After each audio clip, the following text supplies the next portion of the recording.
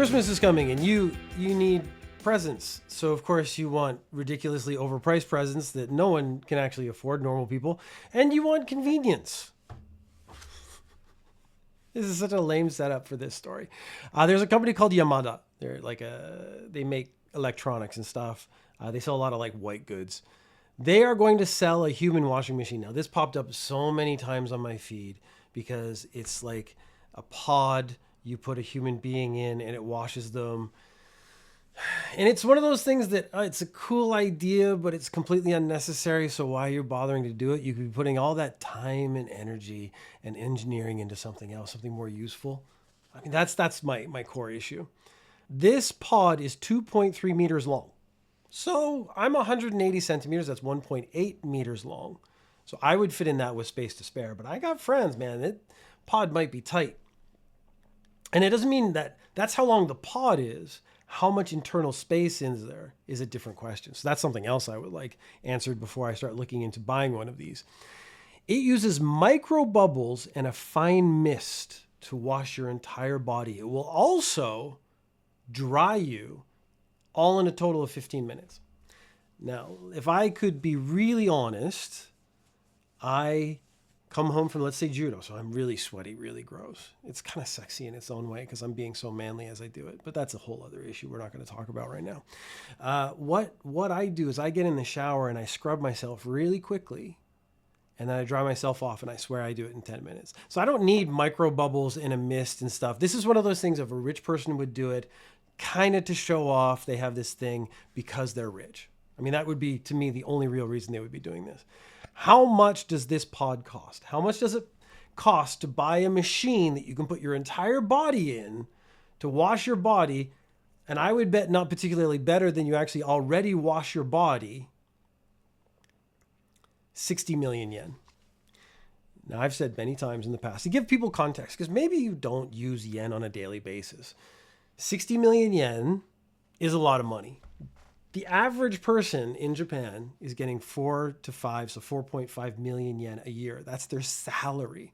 So 60 million yen is multiple years of salary.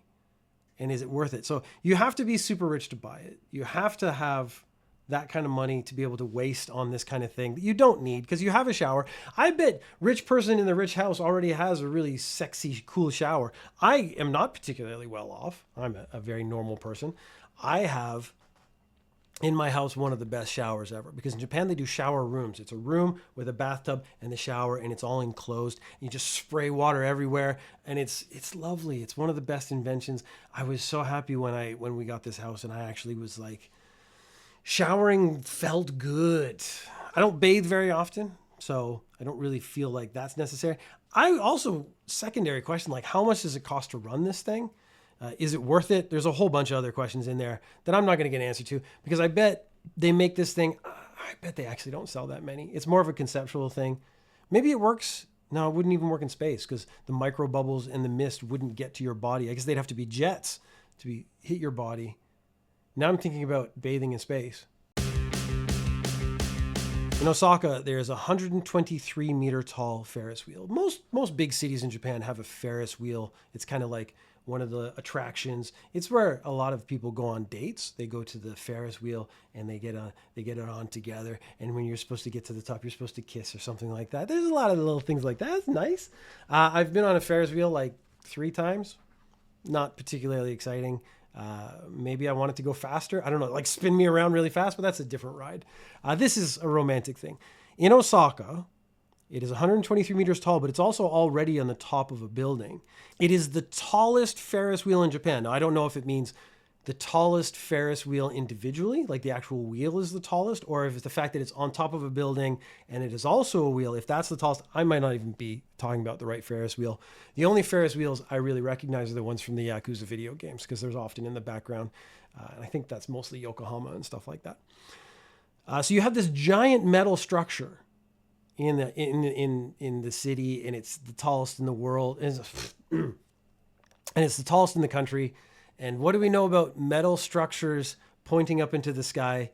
They attract lightning. So it got hit by lightning last week. 20 people were stuck on the Ferris wheel. So it got hit by lightning. It probably did a very sensible thing and just shut off. No one got electrocuted. No one got hurt. So it's not that kind of story. It's actually a good thing.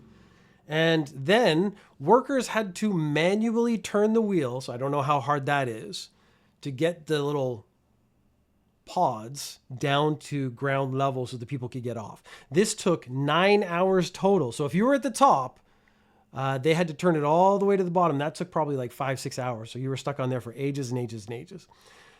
They finished this at 2:40 in the morning.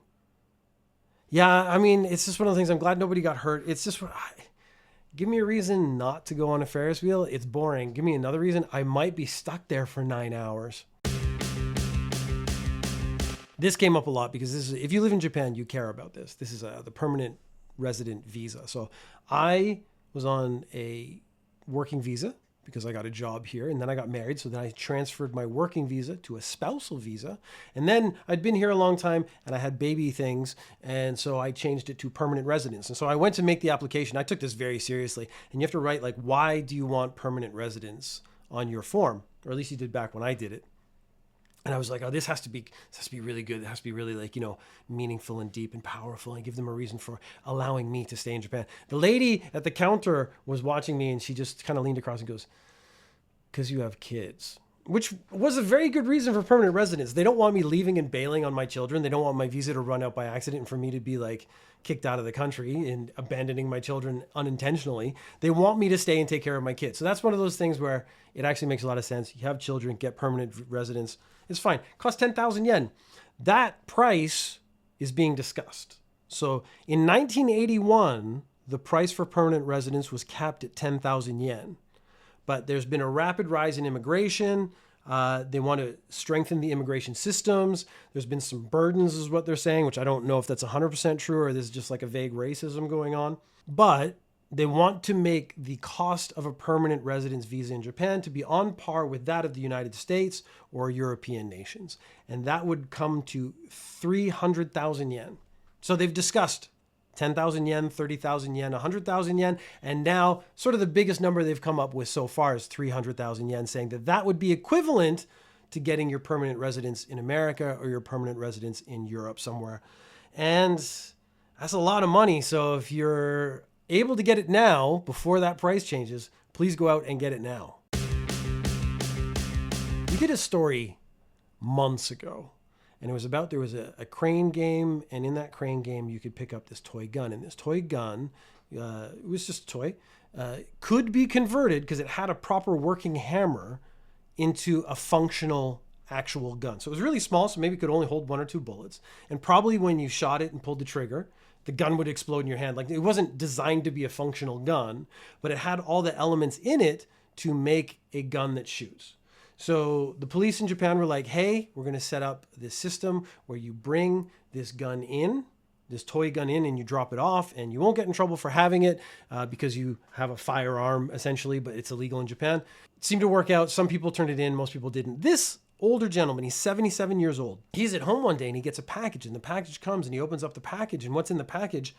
Like a bunch, like 15 toy guns, all the same ones as the ones in this news story. Now, he doesn't think anything of it. He leaves it in a corner. He leaves it in the garage, something like that. And then later on, he's watching the news. And he sees on the news, hey, we have this toy gun that can be converted into a real gun. It's illegal in Japan. If you have it, come drop it in. So he grabs the box and he goes, I think this is the same gun. So he goes down to his local police station. He goes down to the local police station and he says, hey, I think I have one of those guns you're looking for. And they're like, yes, this one particular item is the gun we're looking for. We'll take that off your hands right now.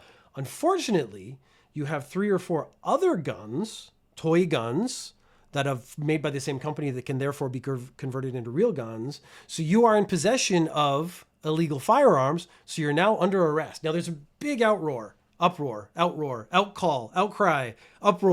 in Japan this is all in the internet on X. So it's not really anything. It's just noise on the internet. But they're saying like, hey, this old man did the right thing. He was asked to bring these dangerous items into the police. He brought them into the police as they had requested, and then they arrested him. But the problem is they have to. They can't see someone who's committing a crime and then not arrest him.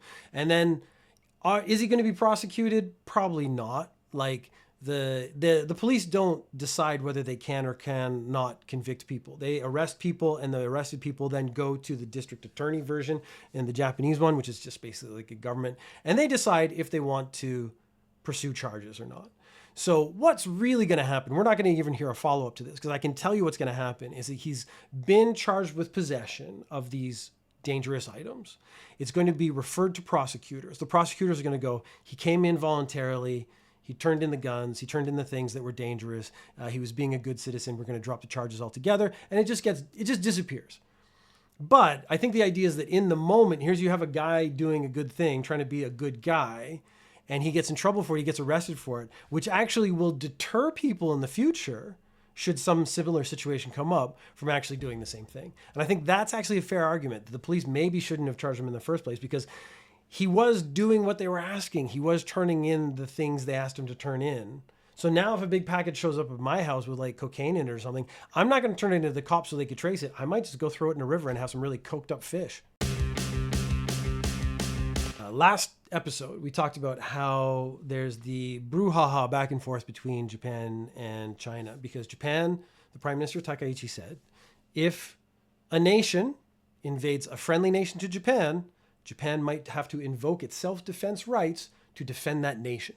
Now, she didn't say any countries, but she was obviously in this case sort of talking about Taiwan, very friendly to Japan, but very in the crosshairs of China, saying like if China invades Taiwan, then Japan would have to come to the defense of Taiwan.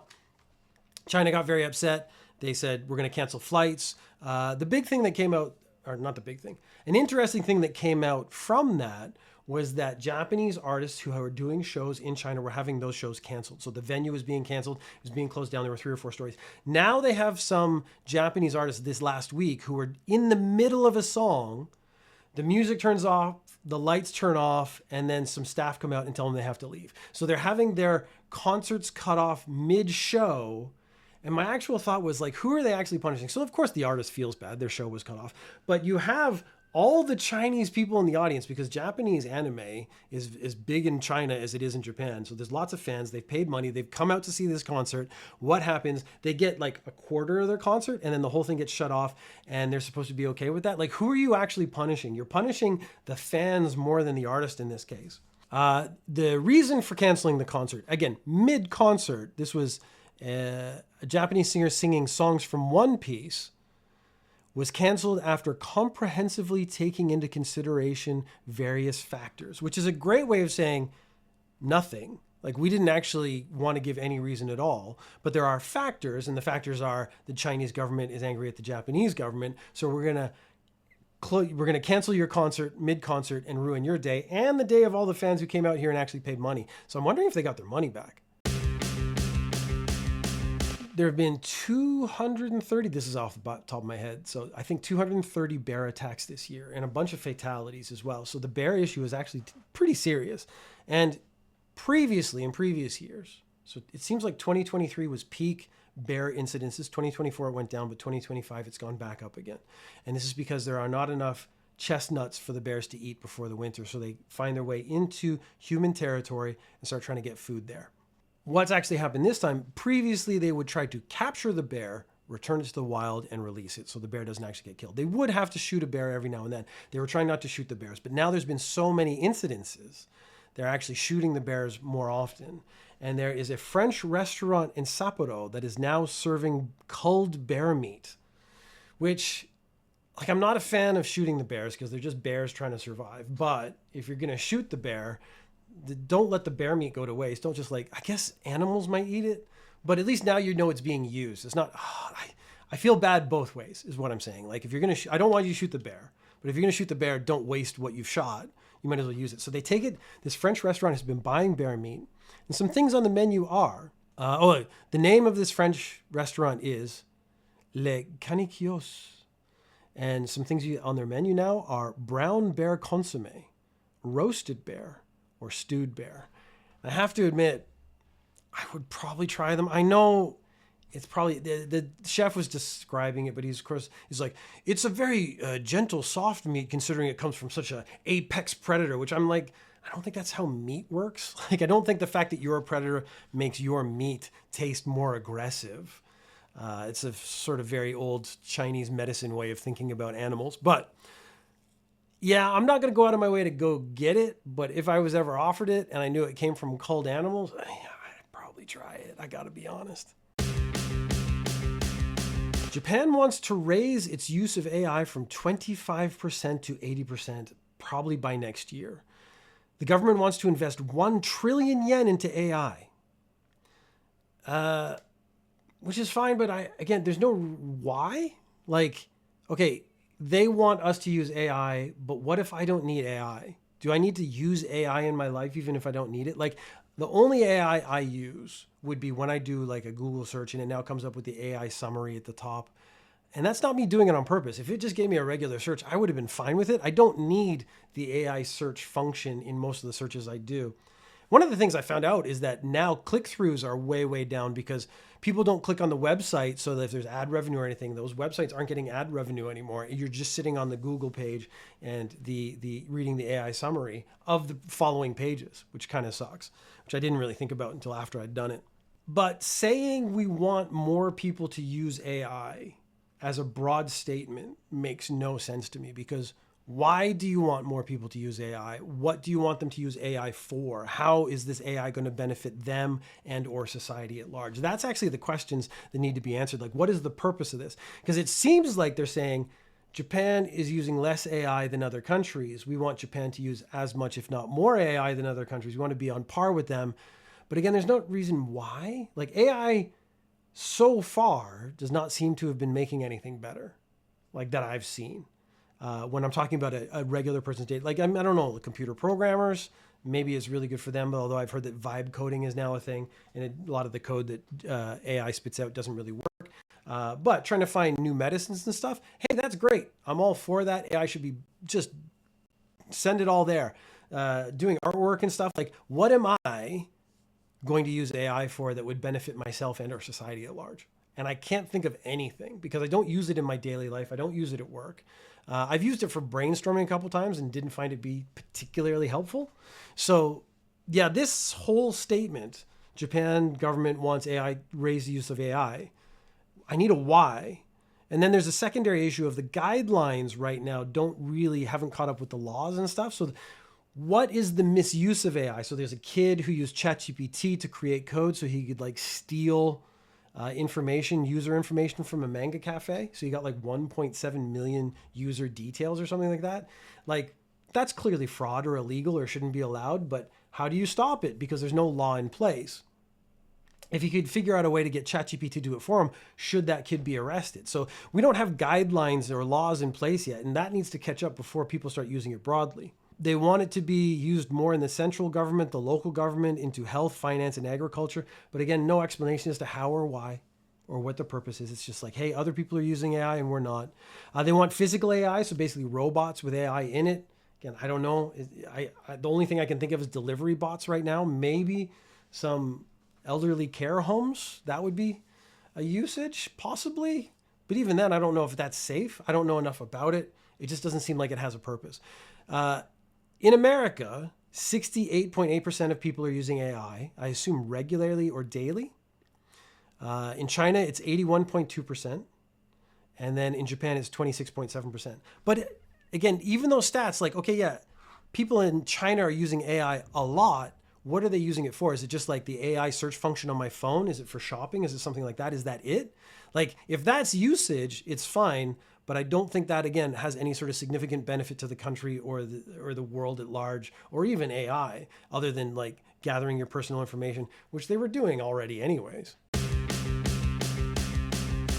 Since we're talking about AI, there is a mid-sized gaming company and they need to hire artists. And one of the problems they've had is in the past, they've hired some artists and it turns out their portfolio was primarily generated by AI. So they weren't actually drawing it, they were doing prompts and then getting those prompts and then putting it into their portfolio and they got a job. And then this middle manager was like, having meetings, and these people they'd hired couldn't significantly contribute to the meetings because they couldn't draw on the fly. They couldn't actually do stuff. They had to go back to their computer and generate it using AI. And he's like, that's not really an artist anymore.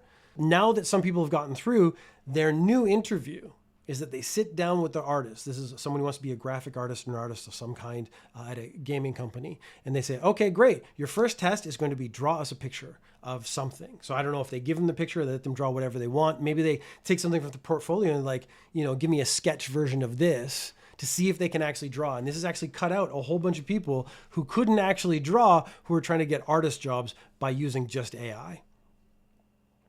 He says he uses it as a supplementary tool, but only humans can create compelling characters, which I find very interesting because, again, AI, it can only iterate.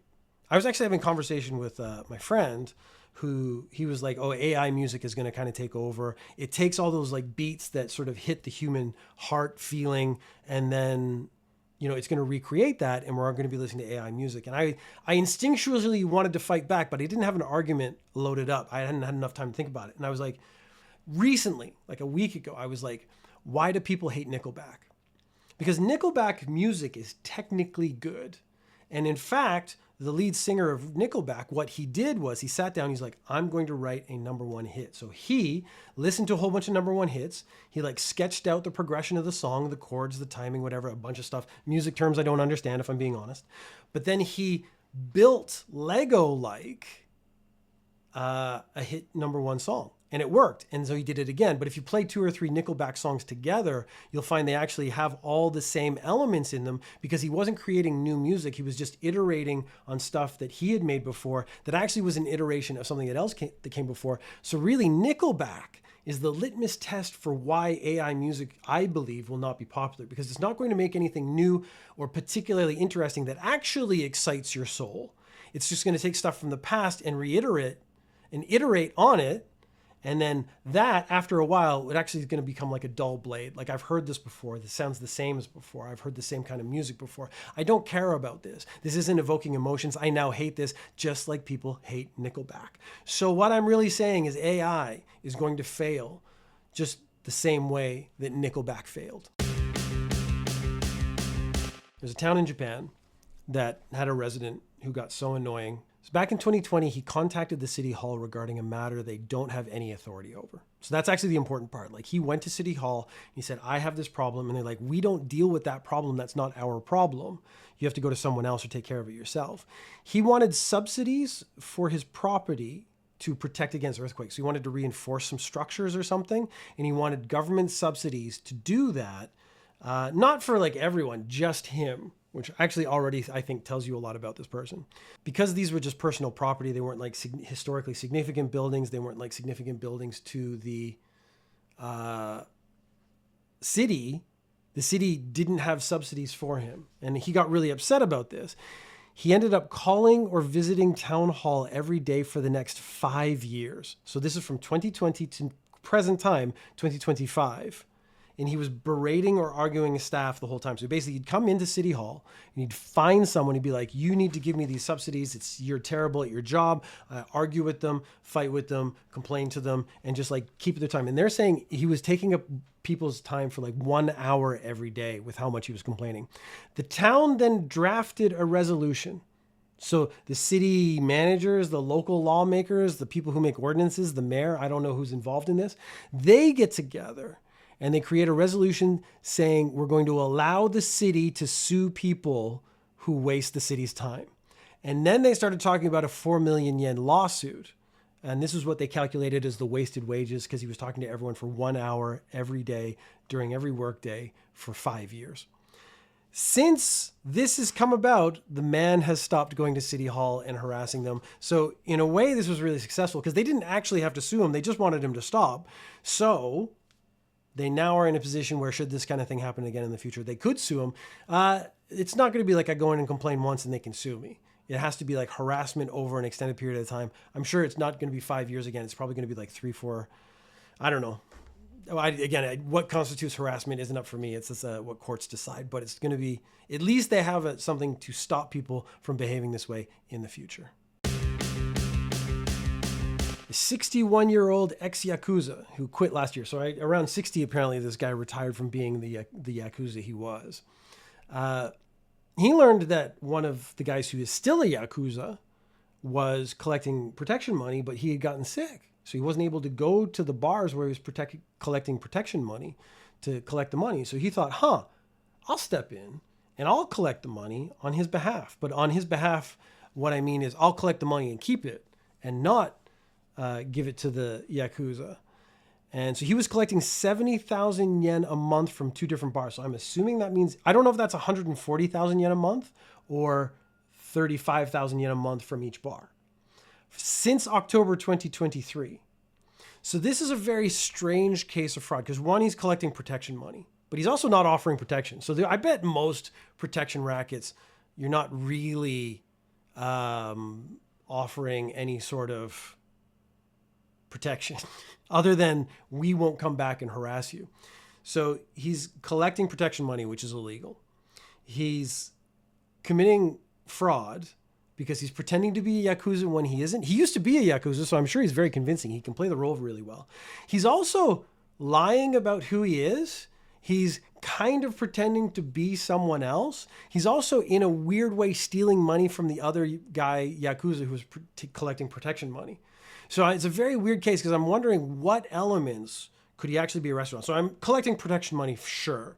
But is the fraudulent pretending to be a Yakuza a criminal offense because he's pretending to be something he isn't? Like if I pretend to be a Yakuza and then try to get someone to pay me protection money, is that part illegal?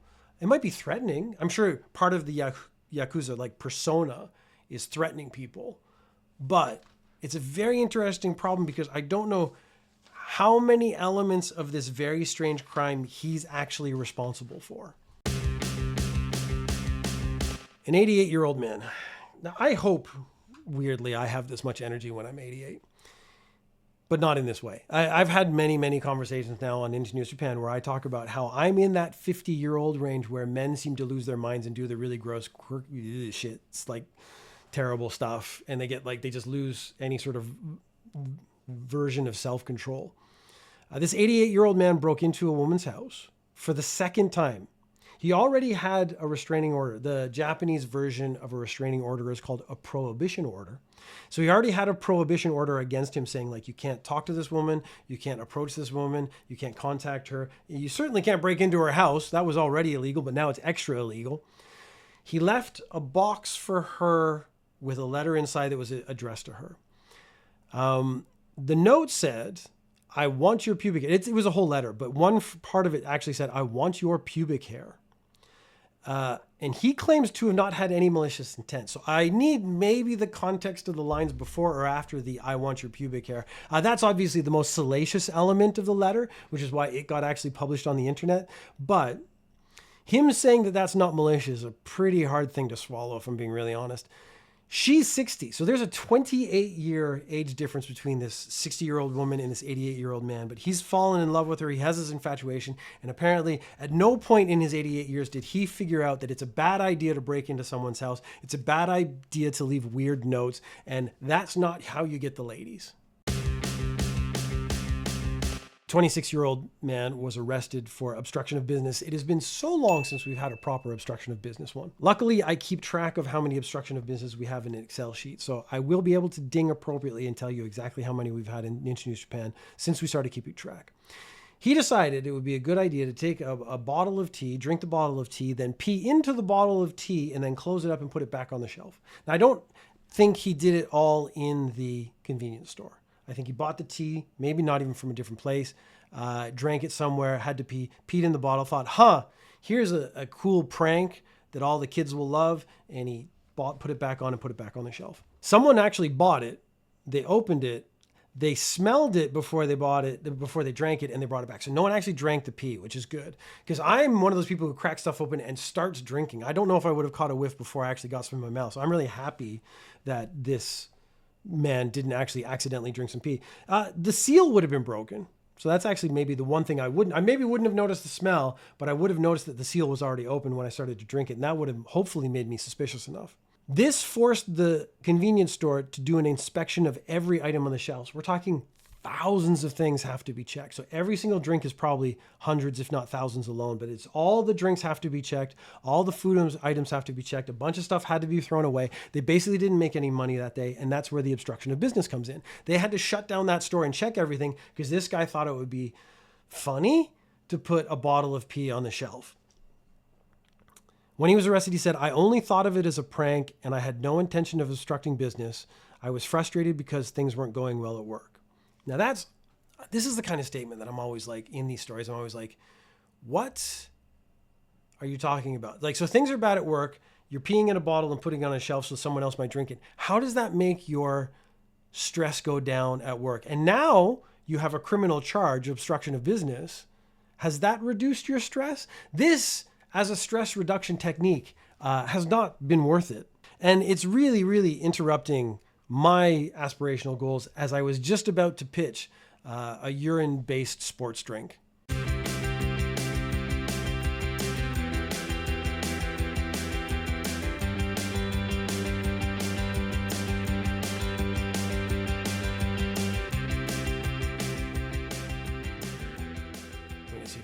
Something or sit down again. I might have to go get him.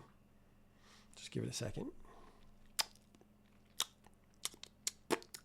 Dave